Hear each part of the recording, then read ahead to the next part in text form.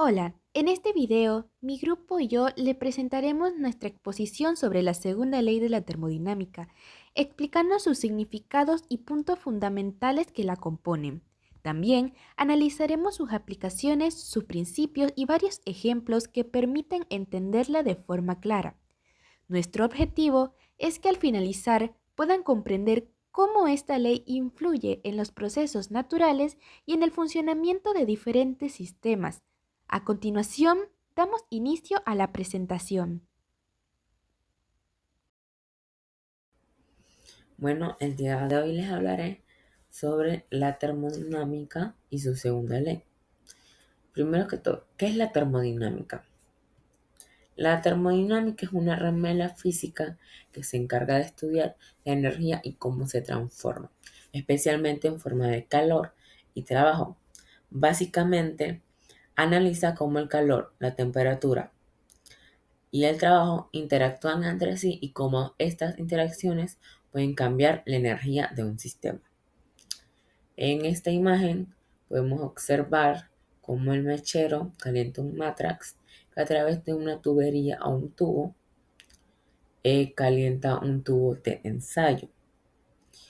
En conclusión, la termodinámica nos ayuda a saber o entender por qué las cosas se calientan, se enfrían o se expanden. Aquí en la imagen, el calor se expandió debido a cómo se traspasa de un objeto a otro, y su fuente de calor sería el mechero. En la segunda diapositiva les hablaré sobre la segunda ley de la termodinámica, que esta ley es muy importante porque nos dice cómo funciona realmente la energía en los procesos naturales. La ley establece que en cualquier proceso natural, la energía tiende a dispersarse y que por eso la entropía siempre aumenta con el tiempo. La entropía es una medida del desorden o de cuánta energía no se puede aprovechar para hacer trabajo. Un ejemplo muy claro de esta ley es que el calor siempre fluye donde hay más temperatura hacia donde hay menos, nunca al revés. Por eso un objeto caliente se enfría cuando lo dejamos en el ambiente y nunca se calienta solo. Esta ley también nos recuerda que ningún sistema puede convertir toda la energía en un trabajo útil. Siempre hay una parte que se pierde porque no existe ningún trabajo totalmente eficiente al 100%. La segunda ley nos ayuda a entender por qué los procesos son irreversibles, por qué existe el desorden natural y por qué la energía se degrada poco a poco.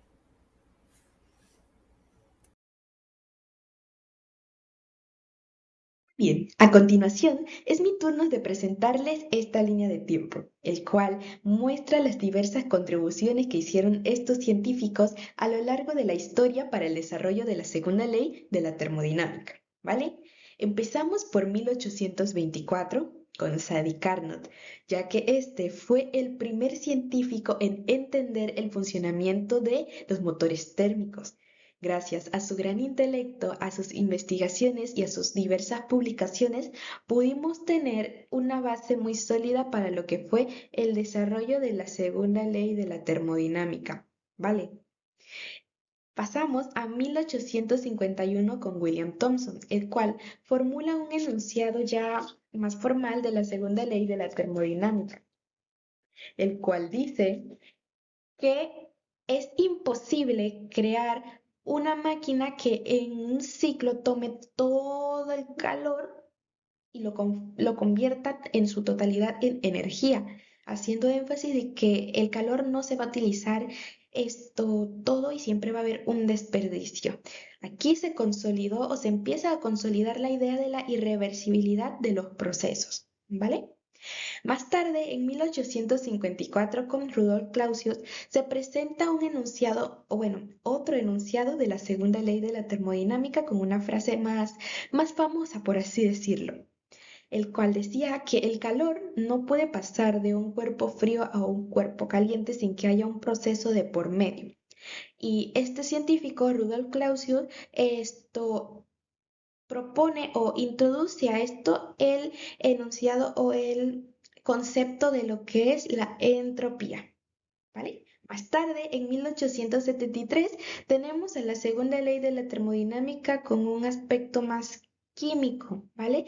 Gracias a Josiah Willard Gibbs, ya que él amplió la termodinámica hacia las reacciones químicas e introdujo conceptos como la energía libre y el potencial químico. Y ya para culminar, en 1877 tenemos a Ludwig Boltzmann, el cual dio un punto de vista más microscópico de esta ley, relacionando lo que es el comportamiento de las partículas que conforman a la materia con la segunda ley de la termodinámica. ¿Ves? Qué interesante, ¿cierto?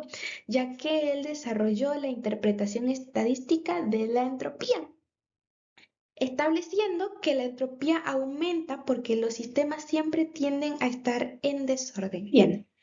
Luego de haber explicado los diferentes conceptos y enunciados de los científicos en la línea de tiempo anterior, quiero explicar esta ley o estos conceptos de una forma más visual con este globo.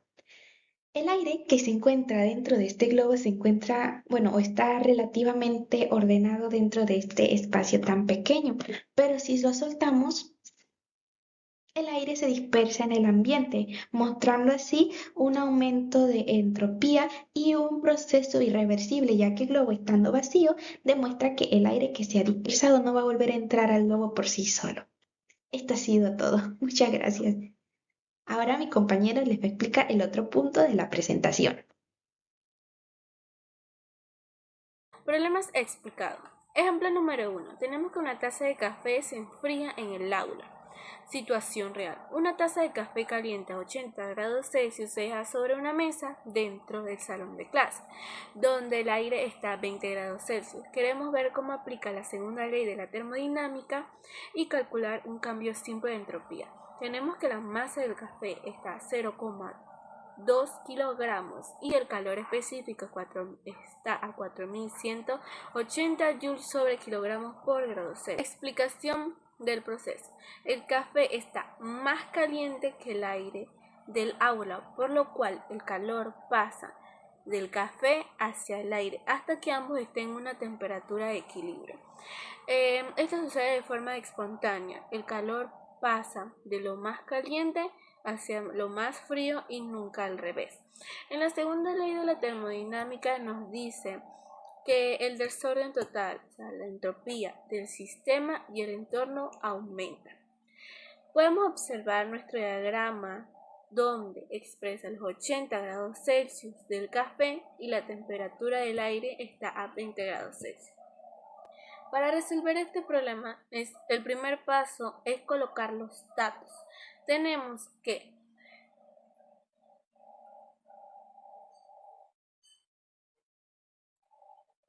la temperatura del café está a 80 grados Celsius, la temperatura del aire está a 20 grados Celsius.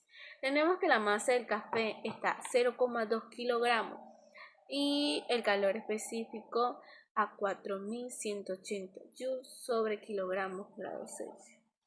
Paso número 2. Debemos convertir los grados Celsius a Kelvin, ya que los problemas del cambio de entropía utilizamos Kelvin.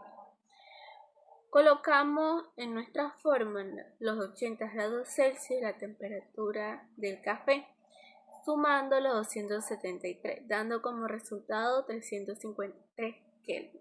La temperatura del aire, que serían los 20 grados Celsius, los colocamos en nuestra fórmula y el resultado sería 293 Kelvin. En el paso número 3 debemos calcular el calor que pierde el café. En esta ocasión utilizamos la fórmula del calor sensible, donde el calor es igual a la masa por el calor específico por el cambio de temperatura. Reemplazamos nuestros valores.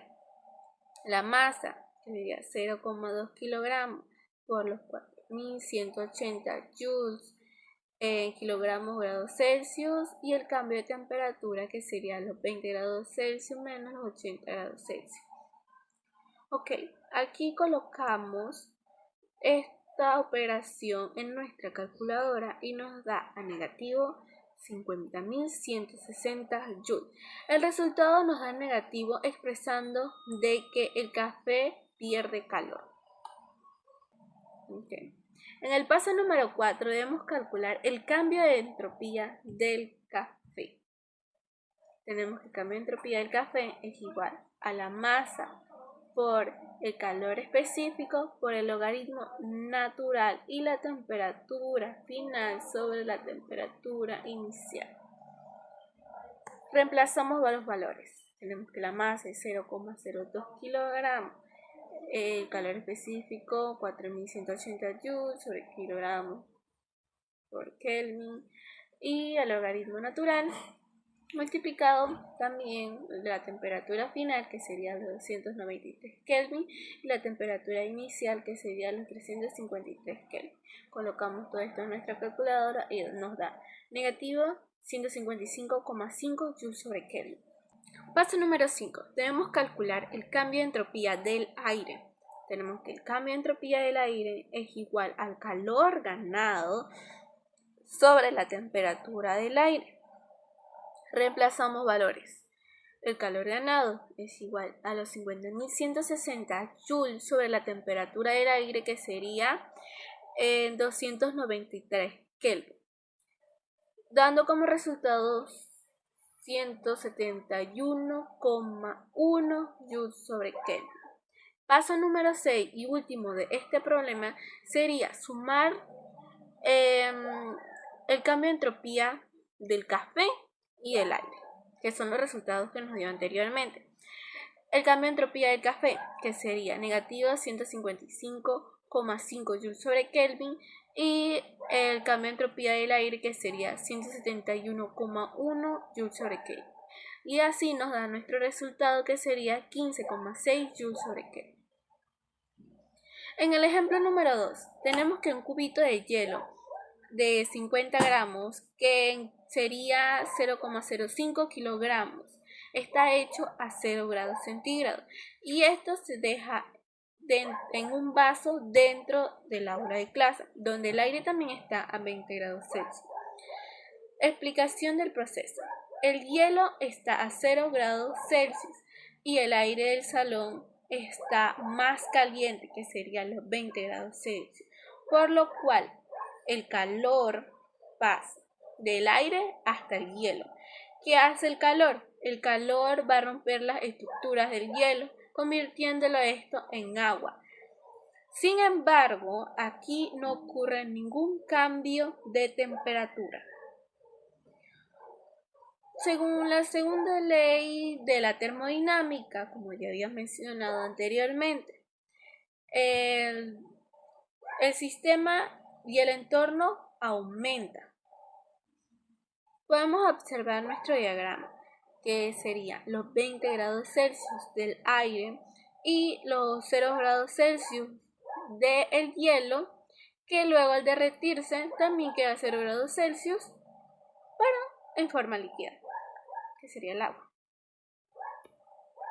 Para resolver este problema, el primer paso es colocar los datos. Tenemos que la temperatura del hielo está a 0 grados Celsius, la temperatura del aire está a 20 grados Celsius y el calor latente de fusión, que sería 334 joules sobre kilogramo. Nuestra masa sería 0,05 kilogramos. Paso número 2. Debemos convertir los grados Celsius a Kelvin.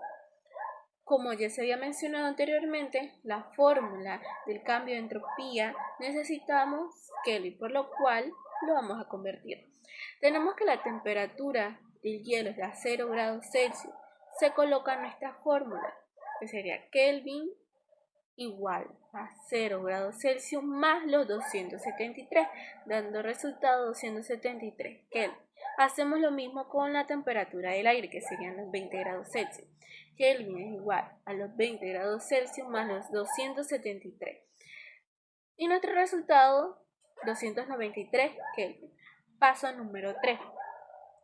Debemos calcular el calor necesario para fundir el hielo. Aquí utilizamos la fórmula del calor latente, donde el calor es igual a la masa por el calor latente de fusión. Reemplazamos valores.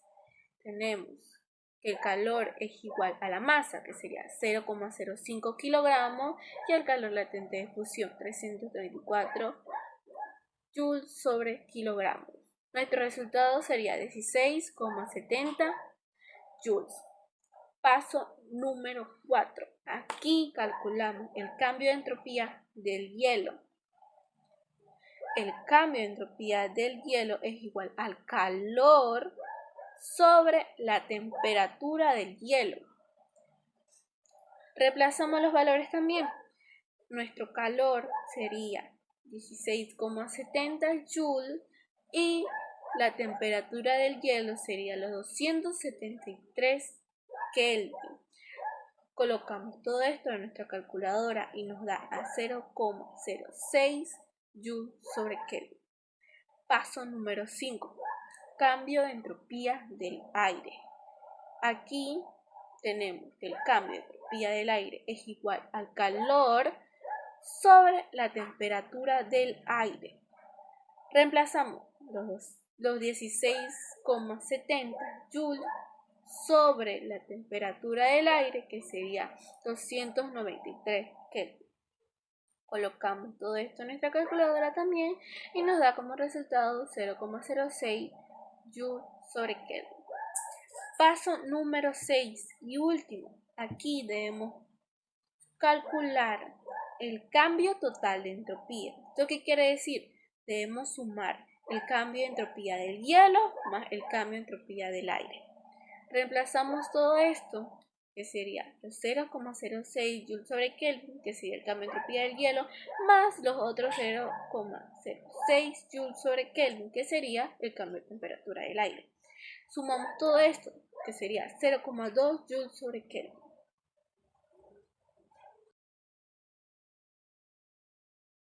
Muy bien, avances tecnológicos actuales. Yo les voy a hablar sobre los cristales del tiempo y la nanotecnología. ¿Va? Bien, los cristales del tiempo. Es un nuevo estado de la materia, simplemente, ya está. Suena raro y fantasioso, pero es simplemente un nuevo estado de la materia. A diferencia de los cristales normales que repiten su simetría en el espacio, los cristales del tiempo repiten un patrón en el tiempo. A eso es su nombre.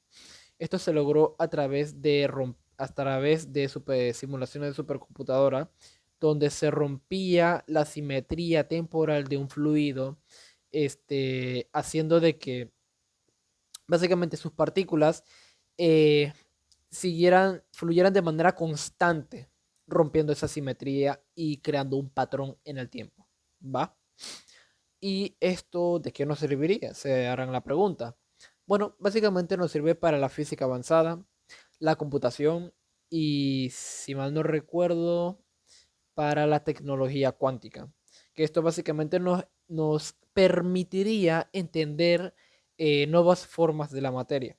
Ahora, la nanotecnología. Muy bien. La nanotecnología, esto es el control de la materia, pero a escalas diminutas.